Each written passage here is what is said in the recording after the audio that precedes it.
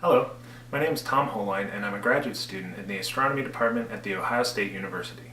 I'm also a member of the All-Sky Automated Survey for Supernovae, or ASASSN, and today I'm going to present one of our recent discoveries.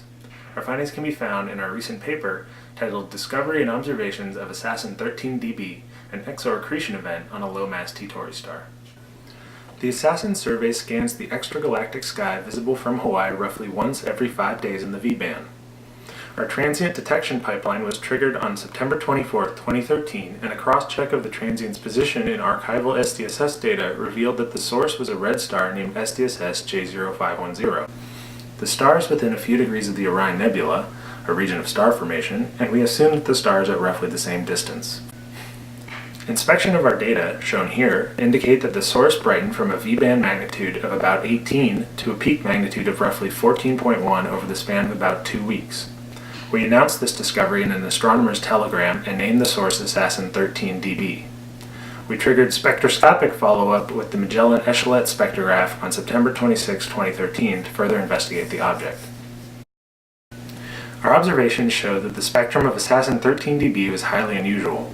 The spectrum was completely dominated by a forest of emission lines, particularly those of neutral iron, and showed almost no continuum emission. In this spectrum, none of the lines you see are noise. Everything is actual emission from the source. Investigation of the literature revealed that spectra like this are typical of a type of variable star known as an EXor, after the prototype EX Lupi. EXors are typically found in a quiescent state, but erupt every few years with variable peak luminosities, amplitudes of 1 to about 4 magnitudes, and outburst durations of a few months to a year. At minimum light, EXors resemble classical T Tauri stars like the one pictured here, but at maximum light, their spectra are dominated by a hot continuum and emission lines that match quiescent absorption features. This indicates an increased level of accretion during which the material from the star's circumstellar disk is heated as it falls into the star and radiates, causing the emission features seen in the spectra. The cause of these occasional outbursts is unknown, but some possibilities include a substellar binary companion, disk fragmentation, and instabilities at the disk truncation radius from the stellar magnetosphere. As EXors are much hotter in outburst, we requested and received Swift Space Telescope observations in the optical, UV, and X-ray. We supplemented these with observations both photometric and spectroscopic from a number of ground telescopes spanning the near IR to the optical. These observations spanned about 3 months after the detection of the outburst, and we used the photometric data to construct a light curve, which you see here. The light curve indicates that ASASSN-13db has continued to show an increased level of emission in all observed bands throughout the period of observation, never dropping below a V-band magnitude of roughly 15.8. And if this is an EXor event, it can be expected to maintain this level of emission for up to a year. In addition, the light curve shows that the source exhibited smaller fluctuations of up to nearly a magnitude on timescales as short as several hours. These types of fluctuations are also a common feature of many EXor outbursts. In addition to new data, we also retrieved archival data from SDSS, 2MASS, and WISE. In order to investigate the source further, we plugged these measurements into a fitting tool made by Robitaille et al. To estimate the star's quiescent spectral energy distribution, or SED.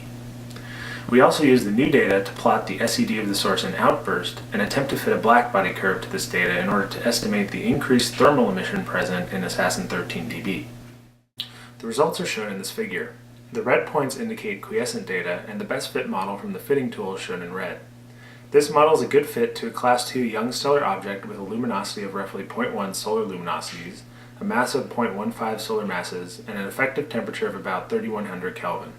The fitter gives accretion rate values varying between 10 to the negative 12 and 10 to the negative 10 solar masses per year and an age of roughly 3 million years, both consistent with similar young stellar objects in literature.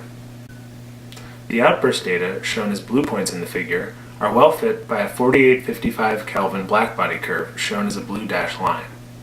The near IR data are not as well fit by this curve, which implies that there is also likely increased emission from the star's circumstellar disk, but we do not have the mid-IR data needed to fit a disk model.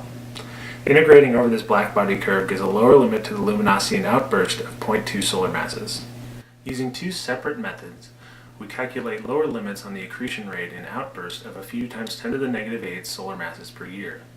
Since these are lower limits, we conclude that 10 to the negative 7 solar masses per year is a reasonable estimate of the accretion rate in outburst. This means that the star is accreting at a rate that is 3 to 5 orders of magnitude larger than in quiescence. Finally, we examined spectra of ASASSN-13db in greater detail and compared it to a large 2008 outburst of EX Lupi.